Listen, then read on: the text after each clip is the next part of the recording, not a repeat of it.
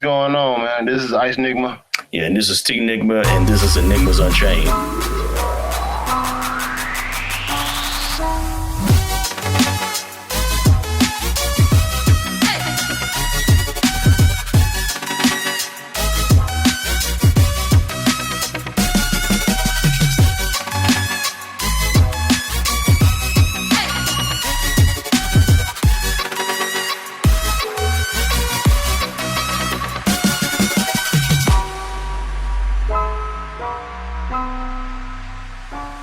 What it do, my peoples? This is ENigma with Enigmas Unchained, and we are back for a dope run. Right, but before we do that, I got your friend's best friend. I got the Ice. How you doing, brother? Oh man, hey, it's good to be back, man. Absolutely, Let's man. get to it. Yes, sir. And now we got two special guests with us right now. Homies. Both of them got their own stuff. You know, we got Sean with Champions material. How you doing, brother? Maintaining, man. Glad to be here. You know what I mean? Good to see everybody staying safe, doing their thing. Let's get to it. Absolutely. And we also got CJ from Villains and Vinyl and VCW. How I do, bro? Hey, man. Thanks for having me back again. This is always fun. All right, cool. So we're going to talk about Tupac today. This is something that we wanted to do sometime last year, near the end of 2020. And we were going to pretty much deal with Tupac, the man, the music and the message, and then how he's been misunderstood, you know, like in life and in music and so forth and so on. So, you know, we're going to do this in no particular order. I'll be asking the questions. You guys be shoot the answers. We'll have some commentary back and forth, or we'll just move from there when it comes to this. So, and like I said, like no particular order on how you answer this. So whoever wants to go first, just go first. All right. So question number one. What made Tupac such a dynamic figure in the 90s that shadow still reaches 2021? I'll go ahead and kick it off, man. For me, you know what I'm saying? I was a youngin' coming up at the time. And the one thing that separated Pac then for me, as now, was how sincere he was and how true to himself he was about everything he did. Yeah. Whether he was picking up a mic, whether he was on a movie set, whether he was at a rally talking about, you know what I'm saying, being, before Kaepernick kneeled, Pac was out there. You know what I'm saying? We talking pre and post juice when he really broke out.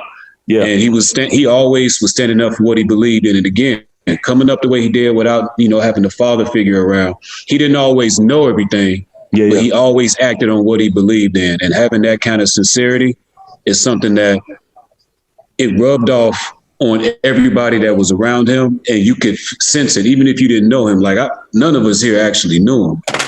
But we knew him. He's like, okay, whatever he doing in that moment, or whatever he's saying in that moment, for the most part, he believed it. Yeah. And that's hard to find, whether it's entertainment or just in real life. That's hard to come by, and that man had it. Facts. That's a good way to start this off, man. Anybody else? It's pretty much everything that Sean just said, man. Like whatever Pac did, he was all in. Yeah. It wasn't, oh, okay, well, I'm gonna do this, but I'm just go to a certain extent, and then that's it. Like, what I'm saying? It was either all or nothing. Yeah.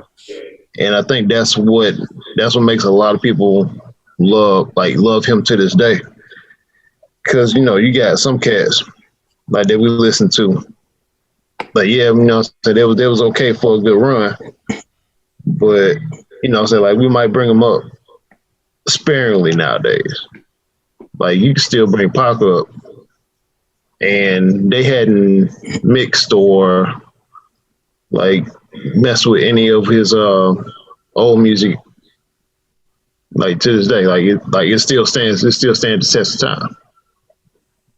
That's also true. Yeah. You know what I'm saying? You can't say that with a lot of music. No. That we used to we used to listen to. You really can't say that to a lot of the stuff that we got out now. Facts. Like now it's copy and paste. A lot of guys. Like I'm not saying that for every guy, but it's pretty generic right now. It's like, whine on a beat, have a dope beat and whine on a beat. and throw that on a track, and you make $1 million. Talking about yeah. So I'm just being real, like how was that?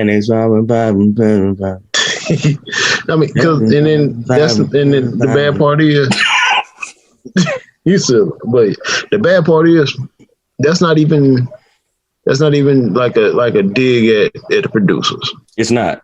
It's not no. Because producers killing the game. Oh yeah, personally, that's what I look for. I look for the producers. I don't too much care for the rappers no more. But like you got like not saying like you have this one producer that's out. They doing their thing. And then like you say, when somebody else figure out how to pattern their stuff similar to that, then it almost gets to the point of ridiculous repetitiveness. Yeah. So, but yeah, that's my speak on it. All right, CJ, what you got, bro? Oh man, I know we're not about to do a music episode. I disagree. I think music has always been generic. But anyway, get back to Pop. What I will say is Pop and I'm the hateful to be all things to all people in a way that I think very few artists could do. Yeah. And what I do think is rare, particularly when we talk about conscious rap, is he was able to be conscious without being condescending. Facts. Which is very hard to do. And he was multifaceted, right? He had a thug side that, that was hood, whatever you want to call it. That was just who he was. He didn't apologize for it. But he also had an intellectual side. He also had a sensitive side. So he was a lot of things to a lot of people, and he balanced it all really well.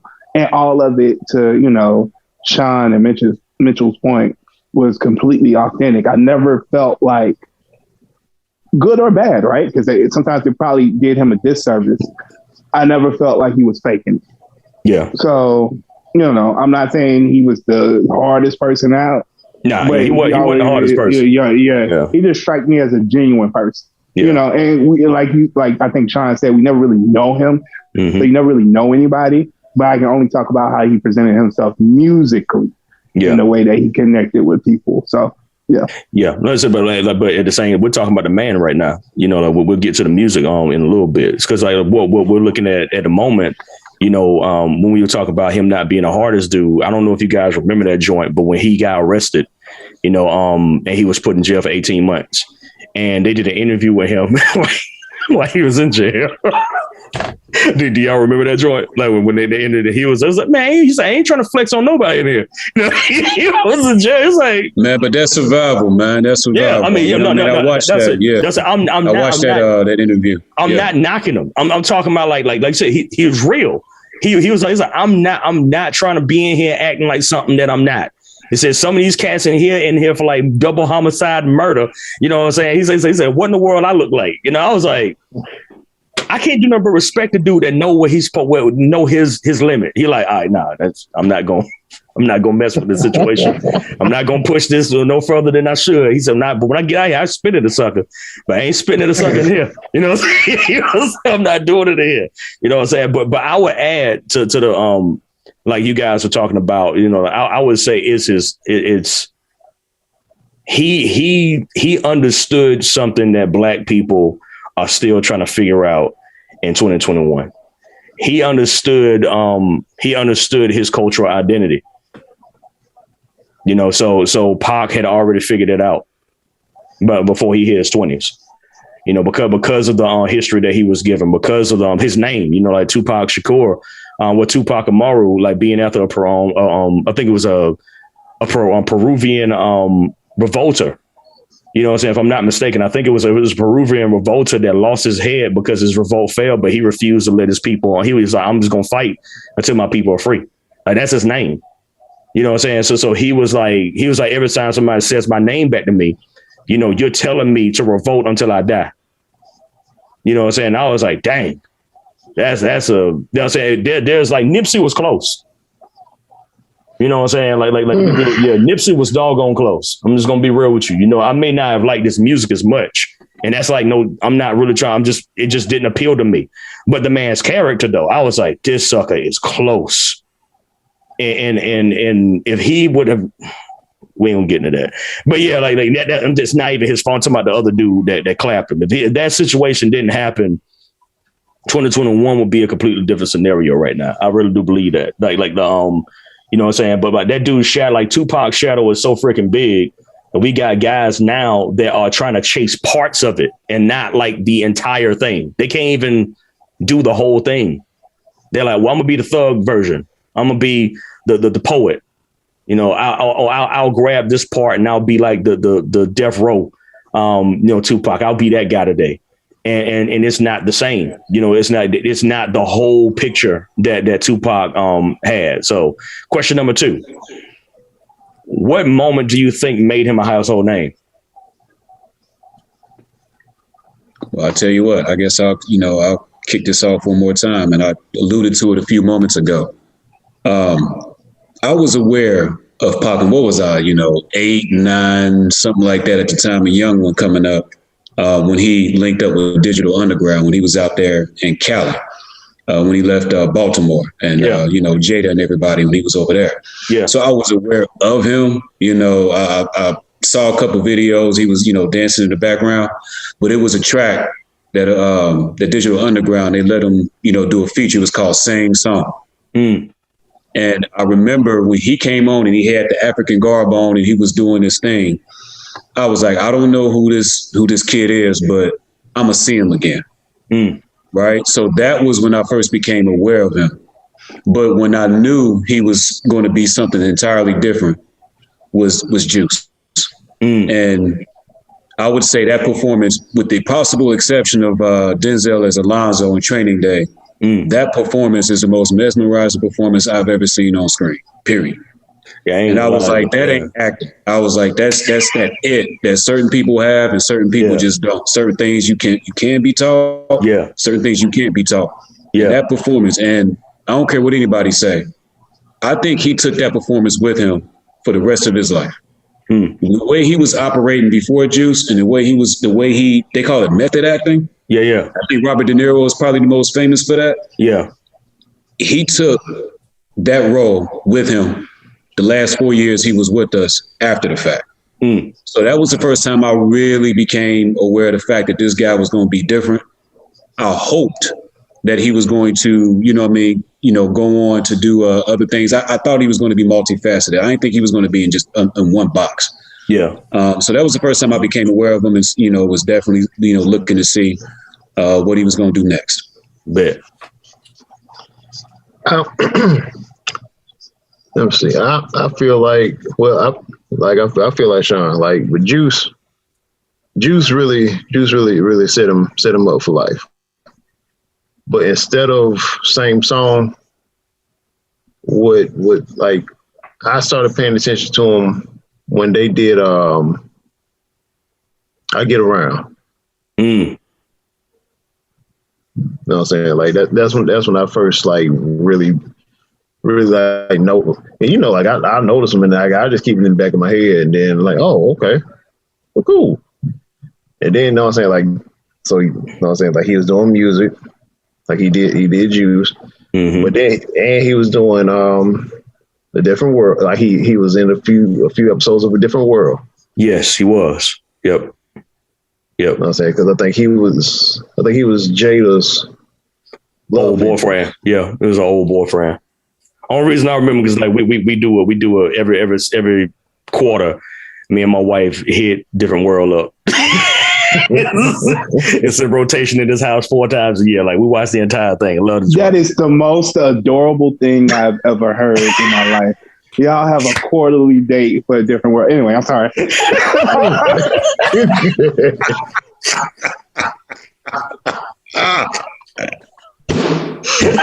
Oh boy.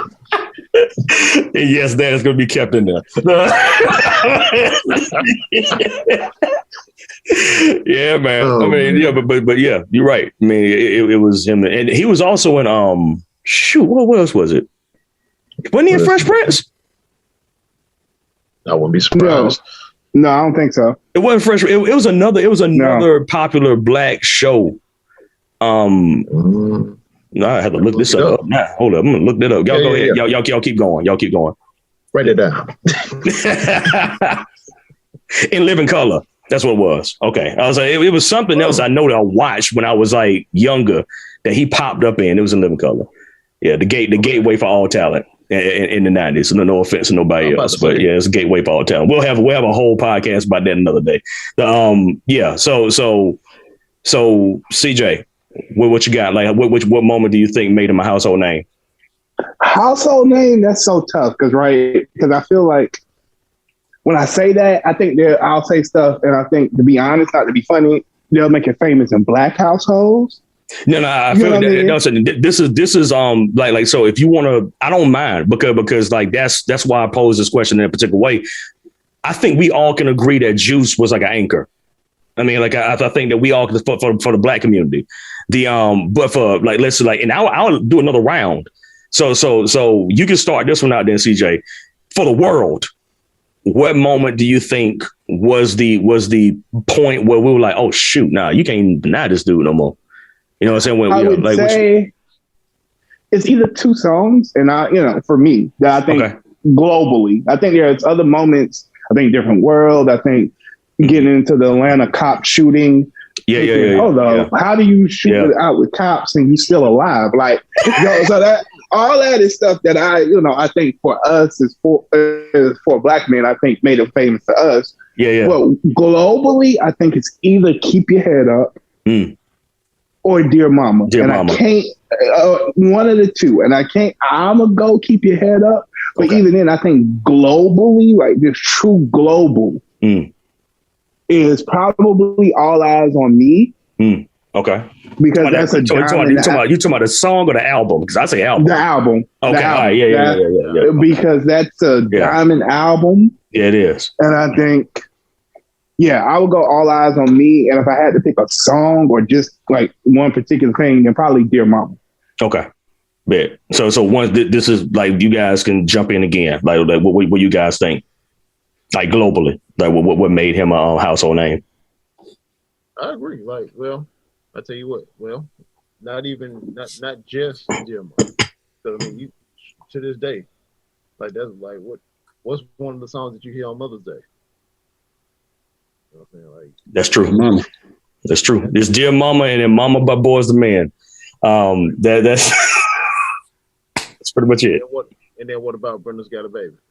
Shoot, yeah. That's from Tupacalypse, right? I believe so. Oh yeah, that's from Tupacalypse now. Yeah, that's from Tupacalypse now. Oh yeah, you can count on Black people to make good songs about their moms. If Black men ain't gonna do nothing else, we gonna make a good song about our mama.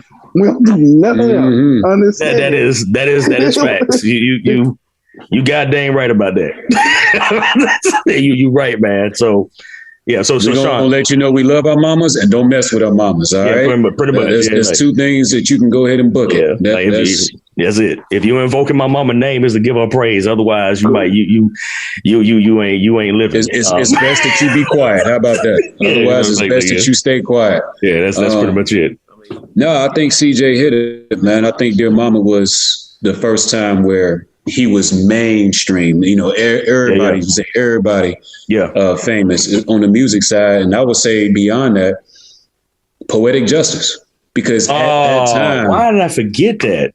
Janet Jackson at that time, early 90s, is Beyonce now. She was the one. Yeah. Right. Yeah, so, having her in that movie, him being alongside her, man. And him walking in with that male suit on, and we like, man, he about to. And Janet was that thing back then, so we like, man, he about to pull her.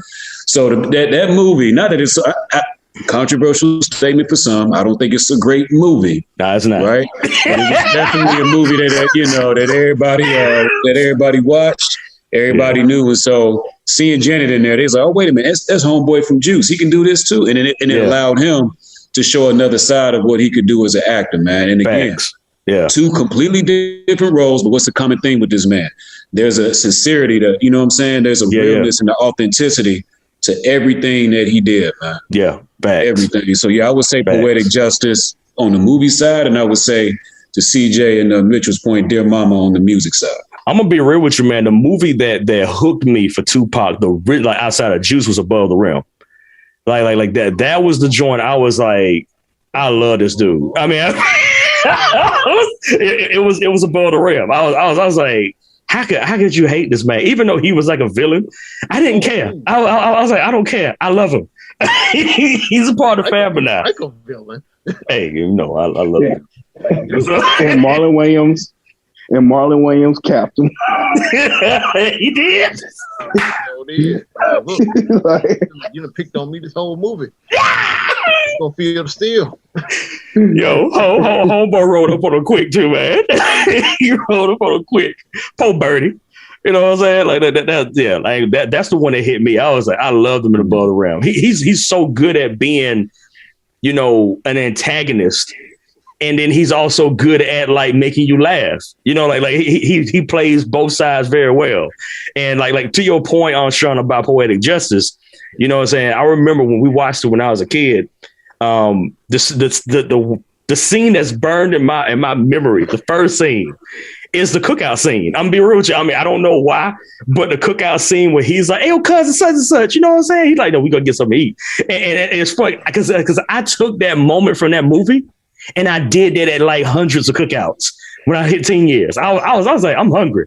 And I would find a black cookout and I would act like I was their cousin. I'm not lying to you. I learned that from Pop. I learned that from Pop. I was like, I'm hungry, man. Yo, it's Central 10 years open. Yeah, let's go on over there real quick. Let's pay the dollar. Let's get in there and let me pretend like I'm in a black family. You know, give everybody some hug, go hug grandma. You know what I'm saying? Be nice to her and I can get this plate. And that literally, it never failed. It never failed. I was like, thank you, Pop. Grandma over there, that's a wrap. Like, yo, facts, yeah. So, I mean, like, he was giving you cultural on nuggets, you know, to help you to survive. I was like, appreciate you, bro. You know what I'm saying? Like, this guy gotta. I'm just saying, man, you know, that's my dude. Any more comments before we go to the next question on the mainstream, what made them made them mainstream globally? I think just one last thing. I think that the answer is going to be different for everybody. Yeah, I mean, right? Which is fair. Yeah, which is fair. Yeah, so I think that's the only thing because he was such a big superstar. Yeah, that it's gonna be so different for everybody. It's kind of like what's your favorite Jordan to relate it to sports, right? You know, who's your favorite? Like that answer is gonna be so different for so many people. Gotcha. I'm saying which is fair. Yeah, that's a good point, man. That's a good point because it's funny. We was talking about that the other day since CJ touched on it for a minute. My favorite Jordan or my favorite basketball player ever to watch just one season was 97 Jordan, flu game guy. And every time I go to that guy, people look, they'll say, man, he wasn't even, you know, you don't take 88, you don't take 93. I understand he was a more dynamic athlete. But I related to the one in 97 because he wasn't the athlete no more. He just fundamentally whooped your behind, which was something I could relate to a lot more. So, man. But CJ, I think it's a good point. You know, with a guy like Pac, you might ask 5 people and get 5 different responses, man. Facts. Yeah. Oh, yeah. In full agreement. Yeah. You had something to say, Mitch? Nah. Okay. All right. Go to the next one. All right, cool. So question number 3 for the man. Did Tupac say something that helped shape you on growing up? I just told y'all mine. He kept me fed for at least 5 or 6 years because of that technique. So how about anybody else? What you got? Once again, no particular order. Man, okay.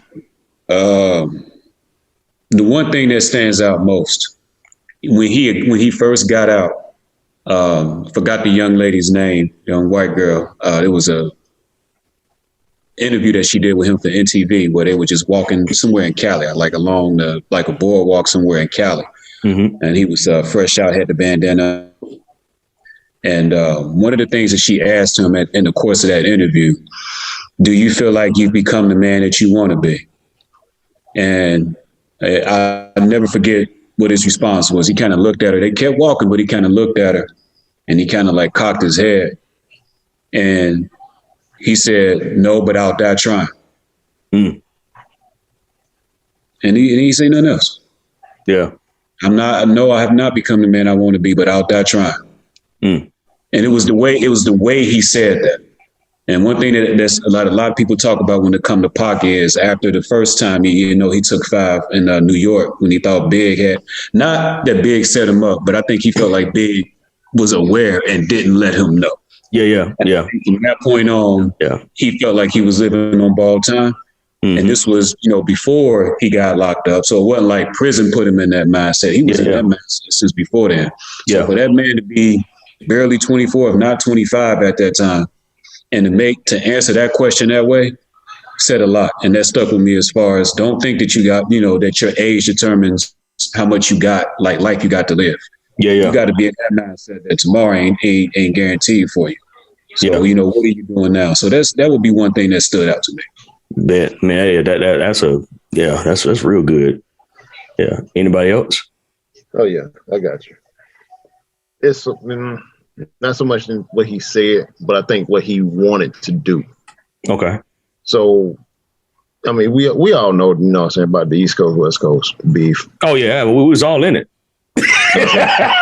All in it. You couldn't escape it. If you was a black boy, if you was a black boy in the 90s, and even if you was in the South, because the South, you were like with Outkast, they broke off a faction. You know what I'm saying? Like, and we talked about that on the previous, like they brought this up where the South got something. So we're like, oh my God, we're like, hey, wait a minute. But like, okay, look, man, I mean, I get what you're coming from, but these suckers crazy up there. They coming down here and we go, oh yeah. So yeah. Well, yeah.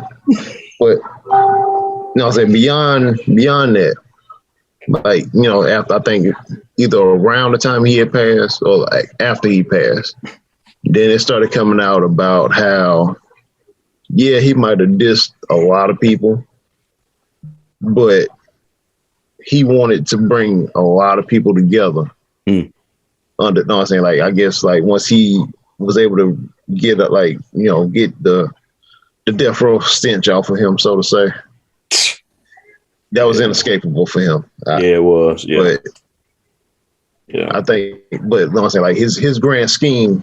You know what I'm saying? Because I know he wanted like Wu-Tang. He wanted it was like a bunch of other cats. I want to say Mobb Deep too. It's Mob. Yeah. It was some more. It was a lot more too. I think he wanted Jay-Z too. Yeah. He wanted to sign all these cats. Mm-hmm. You know what I'm saying? And like just make like stupid music together. Can you imagine that though? Can you imagine Pac producing? Like helping produce, direct for like Jay-Z. I'm just like, let that roll around in your brain for a moment. It's like one of the things we also learned, with Jay-Z is that he didn't really take the mantle seriously until Biggie died. Right. So if we would have got Reasonable Doubt Jay-Z, that sucker could flow. And Reasonable Doubt, like he had a common flow. He always joked about that, talk about, so lyrically I want to rhyme like Common Sense and I made 5 million. They ain't been rapping like Common Sense. Like,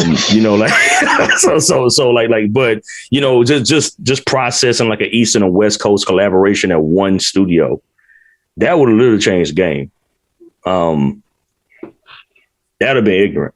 Yeah, that's hard to even process now in 2021. It's like that's almost 25 years of music that we probably wouldn't have got if that would have happened. So yeah, that's crazy. Dang. That's crazy. CJ. Oh man, there's so many quotes. I'm gonna give you one though. Because they are like no.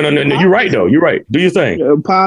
Pac was a walking. We'll get to that later on what I think the most underestimated part of Pac was, but the one comes from one of my favorite videos, which was Smile.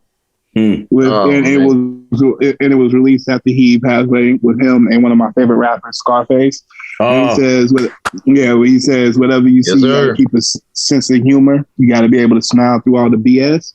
And that's just one of the things I try to live my life by.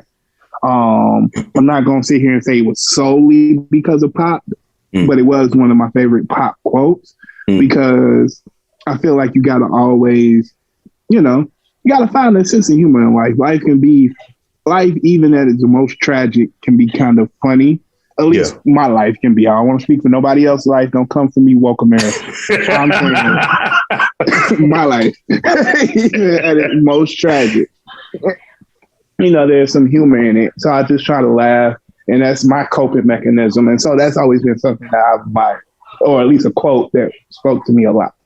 Bit, yeah. And that's one of those things too. Like with me,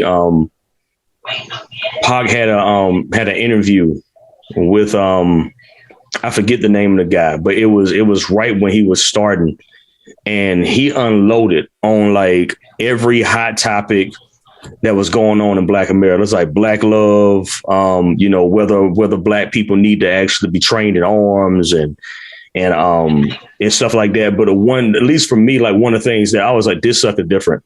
And this is like, unfortunately, like I didn't find this stuff until after he passed, because when we were kids, you didn't have access to any of this stuff. They didn't put these interviews in magazines. Like most of these joints were recorded and they were sold. You know what I'm saying? So like they wasn't for like full public eye. But he was talking about the importance of entertainers knowing their place. And I was like, if only we had somebody in this generation to talk like this to entertainers, because I think now we have this disparaging situation where entertainers are the voices that should not be the voices, because A, they never lived the experience. B, they don't have the wherewithal to actually lead. And he was dealing with like education and with entertainers and how they actually think education is supposed to be done in the Black community. And he talked about how basketball players, will be going around telling kids to play basketball, or they'll say, oh, you need to go to school, but they don't provide no funding. So he was actually attacking, the entertainer, like saying like if you're going to sit up here and be telling kids on TV that they can be all that they can be in the army, and that's a quote from him. He said, you tell them that they're going to do that, and then you don't support them afterwards. He said, then you ain't no better than a crack dealer on the block. And I was like, dang, you know what I'm saying? Like, so that impacted me heavily, because, I think, a part of like CJ said this in a previous portion. I'm a cynic. I am, and it's mostly because I know human nature, and you have to test people's convictions. And Pac was a person who tested people's convictions.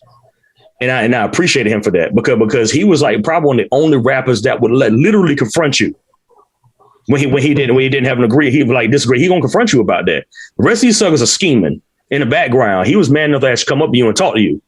You know what I'm saying? I think that to me was more impactful. Even as a 36-year-old man, thinking about that. If I got a problem with you, I'm not gonna whisper behind your back. I'm gonna talk to you. You know what I'm saying? Pac didn't like Biggie. He rolled up in the studio. he rolled up in the studio. I was like, yes, that's my type of dude right there. He's like, nah, we ain't. I said it in the interview. I said it in the studio. You know what I'm saying? You ain't worth nothing. You know what I'm saying? You know what I'm saying? But that particular part about him, where he was like, look, you can't be talking about you bad about it. And then when I turn around, you the same dude fleeing in the opposite direction. I think that was his biggest beef with Biggie, because Biggie was talking a big game, but at the end of the day, it just stuff didn't line up. It was like he was like, something ain't right about you, bro. You can't say that as much on the East Coast, so East Coast people chill out. But I'm just being real, because like that's just one of the things I always realized about why I like Pac more than I like Biggie, because I feel like Biggie was putting on airs. Great lyricist though. But no. Wait a minute. Wait, damn. Like, look, man. This is your show, but hang on, man. Hang on, big bro. Hang on, man. Like, CJ, take this one, man. Take that. I don't even know what to say. Like, we're not supposed to be talking about. I know we can't do a podcast episode without talking about Biggie, because their legacies are linked forever. But come on, bro. Like, I get if you like one more than the other. I personally like Pac more than Biggie, but I'm not going to disrespect. I think Biggie was just as honest as they come. I think Biggie was just as honest as they come. I think a lot of Pac issues with Biggie, if we're going to be honest, was due to his own paranoia. I'm just gonna say it like that. I'm not. So I get where you coming from, but especially like I know both sides had like agitators on their side. You know what I'm saying? I get that part, but it's just I would okay. So if I said it and it sounded like slander, my bad. I'm just saying as far as when it comes to character, to me, I would trust Pac faster than I trust Biggie. I know that's just me. So I'll be like, no, I'm gonna go with him. You know what I'm saying? Like, 'cause I at least know what he's thinking. You know, like that's just me. You know, it's like I just don't trust Puff Daddy. I'm gonna go and throw this. I don't trust Puff Daddy. But you trust Suge? No. No. Oh, yeah. Goodness gracious, no. No. Talking about who they was hanging out with. You mixing them. No. I don't trust that. I don't trust either side, but I understood where Pop was coming from better. At least for me. I understood he was coming from better. No. Like, so I still don't trust. I'm gonna be rude with you. If I had a choice between the two, I don't trust Sean. I don't trust Sean. I don't trust Puff Daddy. What I am saying, if you saying you don't trust Puff Daddy, that's completely fair. Fine. What I am saying is, Pac was hanging out with Suge Knight, which isn't exactly the man you want to put your trust in either, is what I'm saying. Near the end of his life, Pac was very close with Suge Knight. So if you're going to say you don't trust Puffy, which is a fair, you can distrust him, how the heck... Excuse me, boy. You can't be on my podcast. Don't come on the line. How the heck can you trust Suge? Is all I'm saying. That's my counterpoint. I trusted Suge. I said I trust Pac. I trust Pac. But I don't. Yeah. So yeah. I just don't vibe with. Especially after the heavy D stuff, because at least for me, I know Suge will at least throw your behind out of the building. I know it sounds real messed up. Just hear me out. Just hear me out. Please, hear me out. Hear me out. Suge, at least to me, was like he was direct, at least in his approach to dealing with people. Puff Daddy has maimed people who are still alive right now. And he gets to walk around with the facade as if he was the one who helped him. You know, he's to me, he's the Black Harvey Weinstein. You know what I'm saying? So like he's got to live. He's got to live, you know, in the process of like doing stuff to Usher, doing stuff with a couple other folk, you know, so I'm just saying, you know, like there's something that I just don't. Yeah, okay, man. Let me ask you this. Hold on, man. I gotta tap in for a minute, man. Okay, look, I gotta tap in, Trev. Let me see if I'm picking up what you're putting down. You saying good, bad, or indifferent. When it came to Pac and when it came to Suge, it was direct. It was in your face. There was no question about what they was about. Good, bad, or indifferent. I would say 85% of the time, yes. Okay, and what you saying on the other side, you know, Biggie and specifically the way you getting in on Puff, you saying it's the opposite. Yeah, I don't know. They in your face one way. Yeah, I don't know what behind the scenes. They you know what I'm saying? So what you saying is, look, be who you gonna be, good, bad, or indifferent. Yeah, directly in front of me. Don't be in front of me doing one thing and then behind the scenes down the line you want some other. Yes. Okay. Yeah. Okay. I'm just trying to see if I'm picking up what you are on it. That's exactly what I'm saying. I'm not saying anything. I'm not, like I said, there's no Biggie slander. I'm just talking about like Bad Boys Entertainment. Go look up on Max interviews. And you know, people talk about Vanilla Ice and Suge. I'm like, I would have took Vanilla Ice situation because at least he got money. Talk to Mac and them. You know what I'm saying? Talk to these guys that literally died. They died penniless because of Puff Daddy. You know what I'm saying? So like for me, when I like look at that and how he like exploited Biggie's death, literally exploited himself. No, I'm talking about himself. That he dancing in the rain. I'm gonna get off that. We're gonna go to the rest. Yeah, like bro, because I can literally go on for an hour about how much I don't like Puff. That's a whole separate show. Yeah, it is. That's a whole other situation. Yeah, it's just I'm not gonna let Puff Daddy, P Diddy, whatever his fake name is, take over this particular one right here. Brother Love, man. I'm like with y'all. On another note, you remember like Coming Home? Remember Jake? That was J. Cole's baby. Oh man, bro, I'm still mad about that. I'm still mad about that. J. Cole was singing that sucker for like he had wrote down a closet. Man, I'm gonna stop. I'm gonna stop because like that dude he trash. I'm just gonna like that. This when you hear it directly from my mouth. Oh, Puff Daddy is trash. Hear from my mouth. Where my cup at? I'm sipping too, Sean. I'm sipping too, man. Don't worry about white rhymes.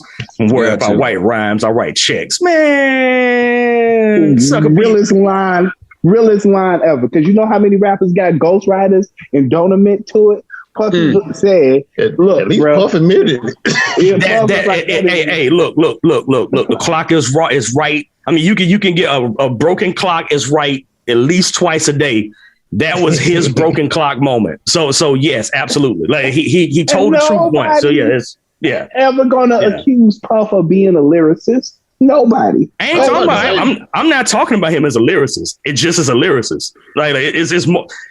This is about Pop. Anyway, right, this is about Pop, man. Come on, this is about listen Pop. To Press Play. Like you listen to Press Play, every song sounds different. That's because whoever was featured on that song was the person that wrote that song. So it was basically Pharoah Monch had two songs.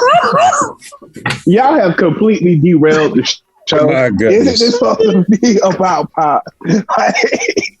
That's why I said it as a passing moment, and you and Sean the one who picked it up. I was ready to go keep moving. I was ready to keep moving. No, you know what I'm saying?